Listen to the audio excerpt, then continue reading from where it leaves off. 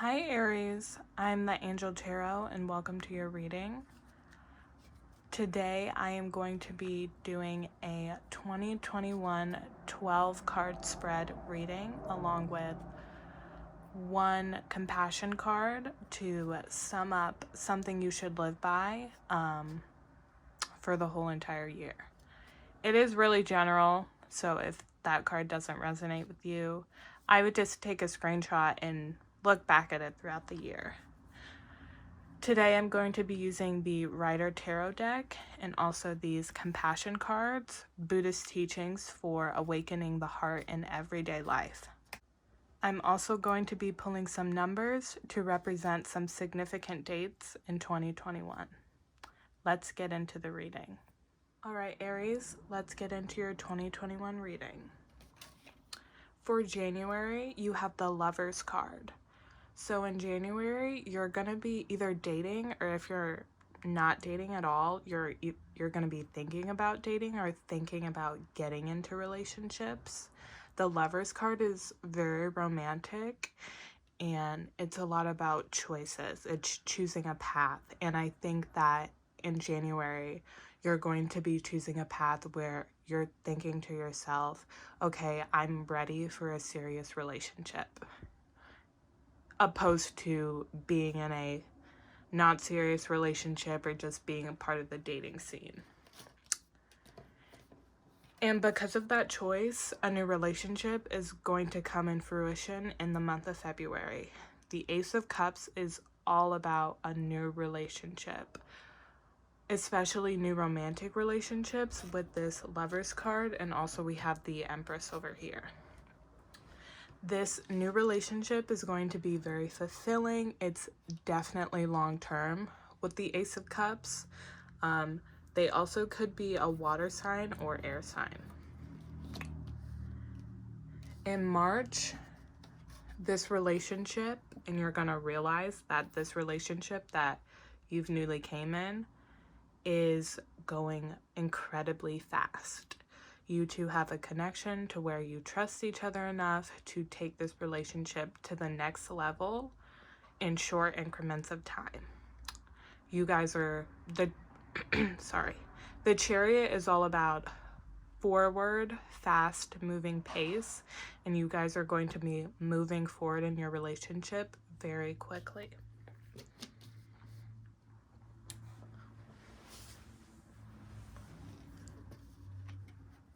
In April, because March was all about moving fast in your relationship, in April, you're going to be saving up money. You're probably working really hard to save up some money, because I think that because you're moving so fast in your relationship, you're thinking about moving in with this person. So you're saving up money for that, and you're working hard to save up money for that.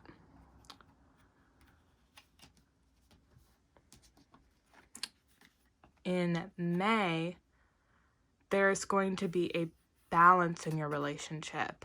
I am hearing that you guys are gonna have some sort of conversation regarding how fast you've been moving.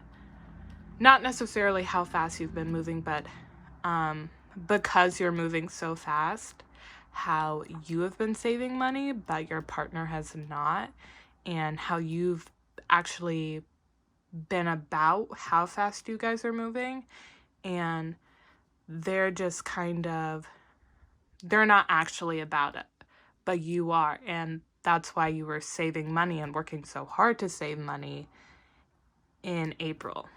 So I feel like there's going to be some conflict or conversation. It's not a huge conflict because it doesn't represent either of these months, but it definitely is a conversation where there's an imbalance in the relationship, and in the months of March and April, and maybe even, in the months of April and May, and maybe even March. And in May, that conflict or imbalance will get balanced. And you guys there might be an argument about it or just a heated conversation about it, but it's definitely going to end up peaceful. Also, wherever you live, there could be a lot of rain in April, and I'm definitely seeing that they have some type of water placements because there's a lot of water. All right, in June, all of this kind of intense energy is coming to a rest. You know, you worked hard in April, you kind of had that conflict or imbalance in these 3 months, March, April, May. And now that is coming to rest after this conversation and after everything's been balanced, you can finally relax. And it's some long needed relaxation and rest. You might take a couple days off of work, you might go on vacation. Either way, you're going to be very rested. And in the month of June, it's going to be very relaxed. The energy of this month is stagnant, but in a good way, not in a way where you feel like you need to be moving.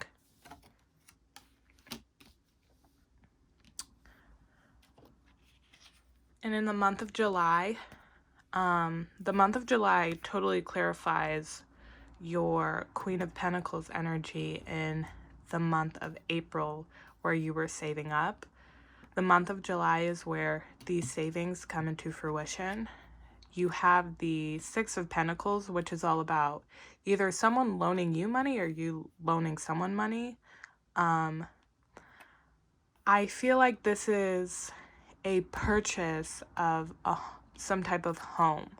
It could be a home or apartment. It could either be you're making a deposit to a landlord, or you're asking for a loan to put down for a home. Either way, I am strongly getting that this purchase, this loaning of money, or this exchange of money is about a home. Because in the month of August is represented by the Ten of Pentacles, which is all about family. So I do think that you're going to purchase a home or an apartment or just some type of living space, and you and your partner are either going to be talking about starting a family, or that just family energy comes from this purchase of a home in July. In July or August. You guys could be getting some pets. Those are your little children. Or you could be actually talking about starting a family with each other, especially with this Empress card. You guys it's definitely an idea. It's an idea, or just like that family vibe that comes from living together with your partner.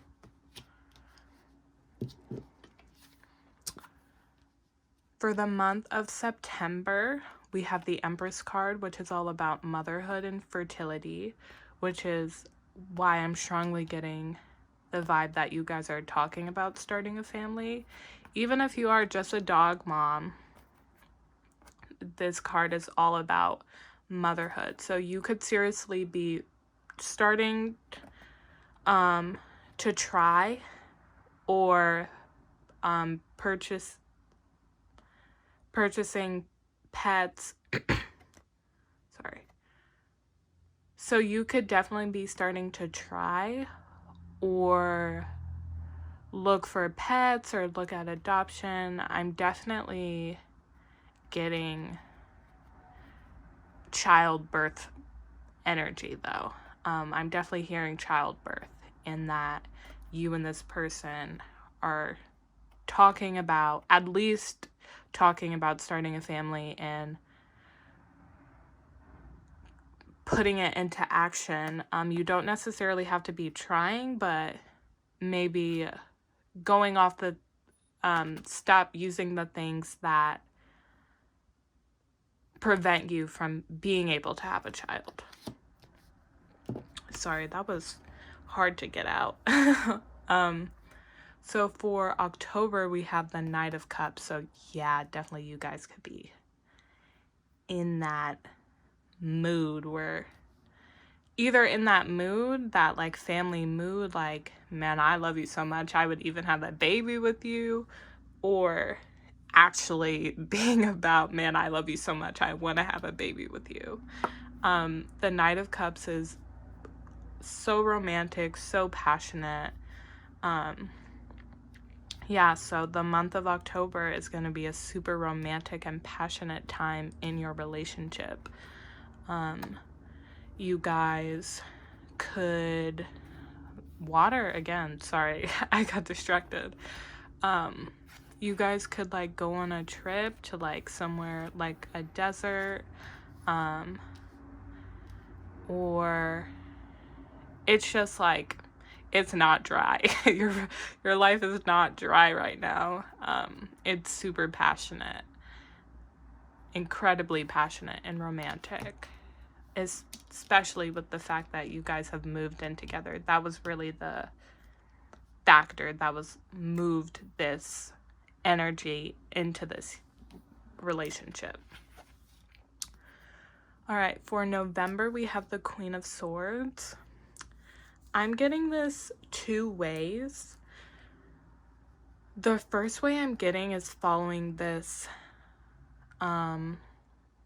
line of fertility and starting a family.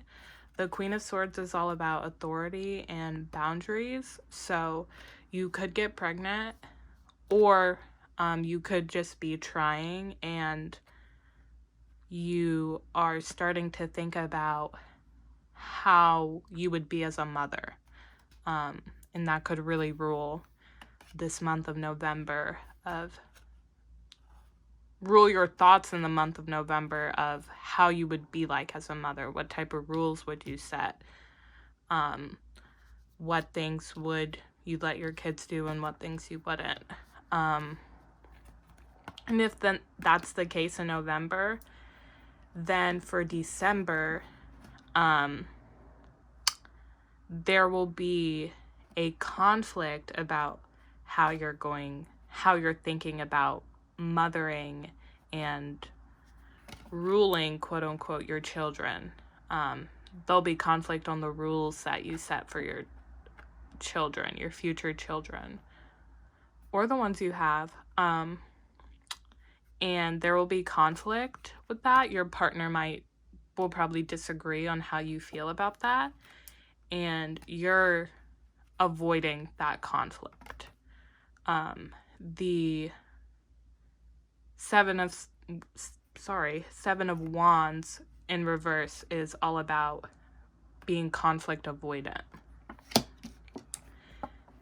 If this is the other way I'm hearing it, where in November you're thinking more about your career, where you might change status in your career, you might get some type of promotion or some type of gratification. I know that during the end of the year, people graduate sometimes. So you might get some type of certification or any type of gratification where your status in your career goes up and you feel more authoritative in your career. That could also be for November. And if that's the case, then there will be some type of conflict. It could be with your partner, but I'm seeing more the people in your workplace with how you react to that promotion, that gratification. People will react to it and they might try to start drama or try to start conflict with it, and you are avoiding that conflict. All right, that was for 12 months. let's get into your significant dates.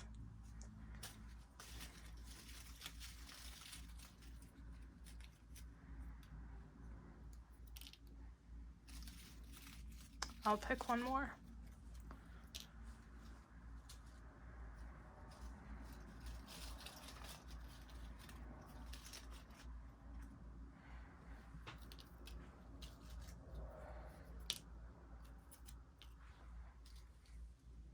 All right, so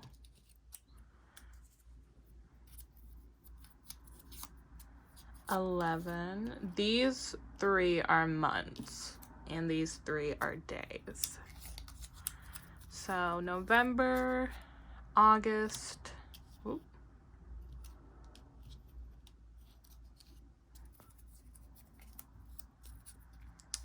and June.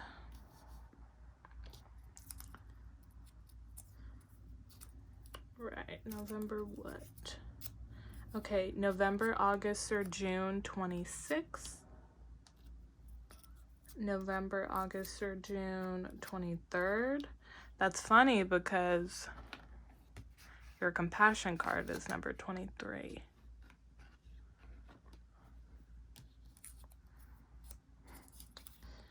And November, August, or June 25. Oh, a lot of... they're all like right next to each other. Yeah, so June 23rd, June 25th, June 26th, November 23rd, November 25th, November 26th, August 23rd, August 25th, August 26th. Those could be significant dates. And lastly, we're going to read your compassion card. All right, it says, always abide by the 3 basic principles. The 3 basic principles are: 1, keeping the promises you made if you took refuge vows and bodhisattva